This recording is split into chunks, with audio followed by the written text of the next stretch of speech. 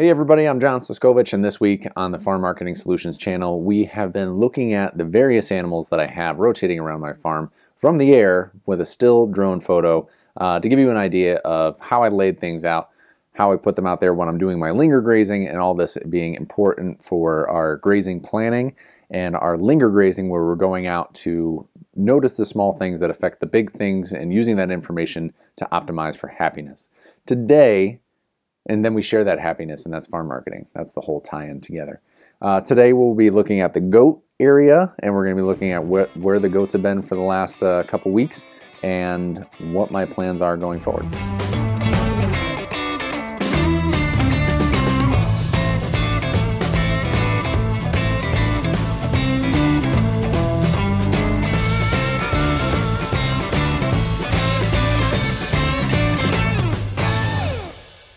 All right, so this one was actually hard to photograph. I could have got, because I wanted it from above, but it's hard to see where the goats are. So in this picture right here, we have the ducks, we have the brewery, we have those broilers that we saw a couple videos ago, and then right here is my goat fence. That's the goat area, right in this area. That scrub, those trees, that hillside. You can kind of see it.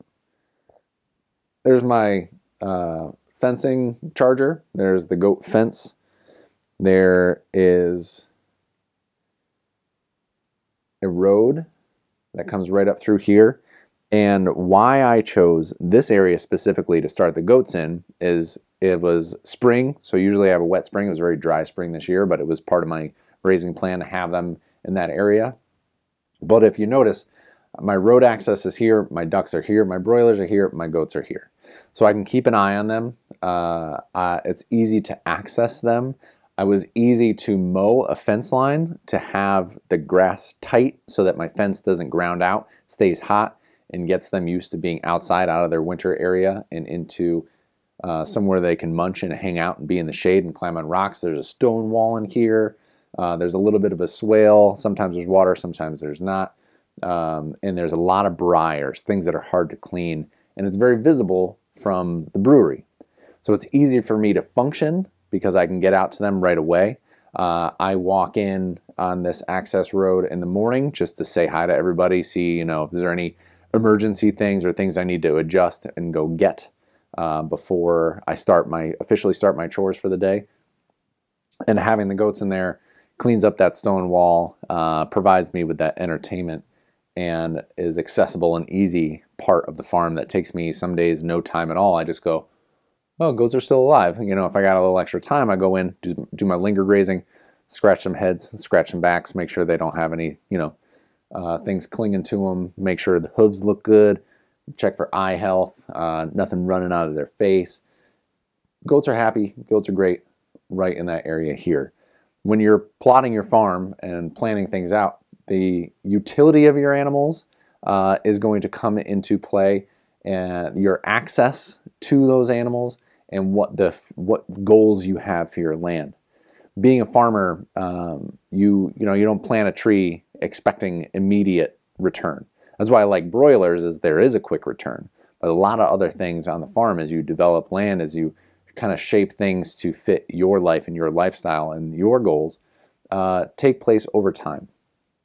I want to keep the edges of the property clear to make it beautiful, keeps the property value up, makes it so that I don't have seed banks of invasive species, and it gives me a diverse, with that edge line and the windrows and the riparian areas, it gives me a beautiful aesthetic and a variety of environments for not only my animals and my crops, but wild animals and other wildlife to be able to inhabit the farm as well.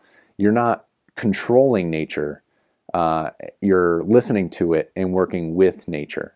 Even though your nature and your animals, even though your animals have been selectively bred through the years to be more productive for human needs, there's still a lot of natural animal there. And if you're listening and linger grazing and watching how they behave, it's easier to make adjustments to your management style in order to accommodate their needs, and I'm going to say it, optimize for happiness. You're noticing the little things to affect the big things, and you're using that information to optimize for happiness, and then you photograph it and you share that, and that's your farm marketing.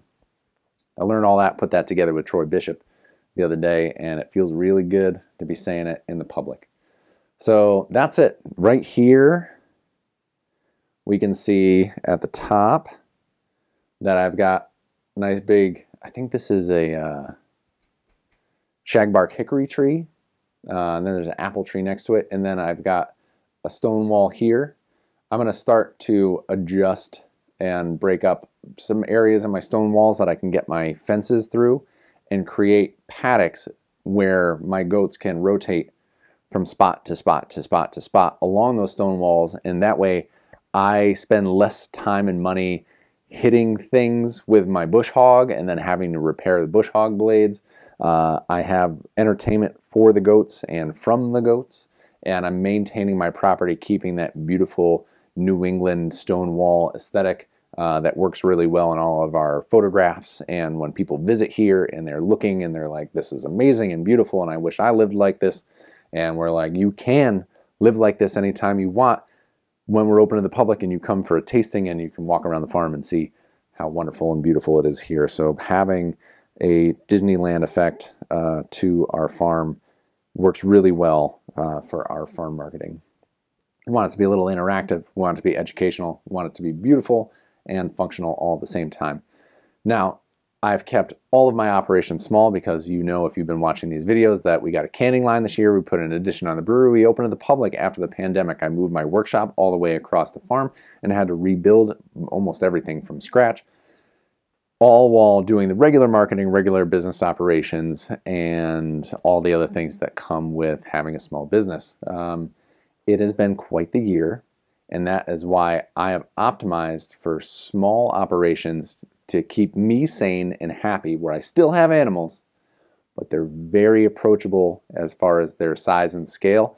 And if you're wondering, how do you make a farm out of this few animals? I don't.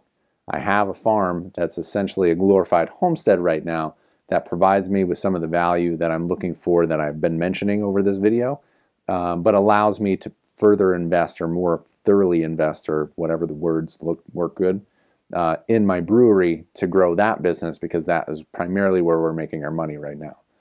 In your holistic management, you have to figure out what your goals are and how you want to structure your farm or your business around what you want to achieve and how it affects the people around you. All right, this is the last drone picture video for this week. We're wrapping it up with the goats.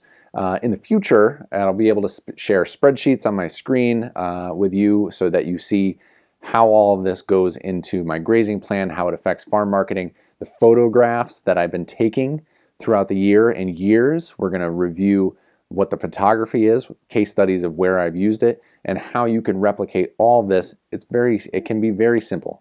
If you are very interested in it and you're able to start doing it and you want to grow a farm business, this is how I've been doing it, by having a plan, sharing that plan with other people, enjoying what I do, and then photographing and sharing that information in my marketing has been why I'm still in business. We started in 2013 and it is 2021 and still going. Thanks for taking the time to watch this video. Until next time, I'll see you out in the field.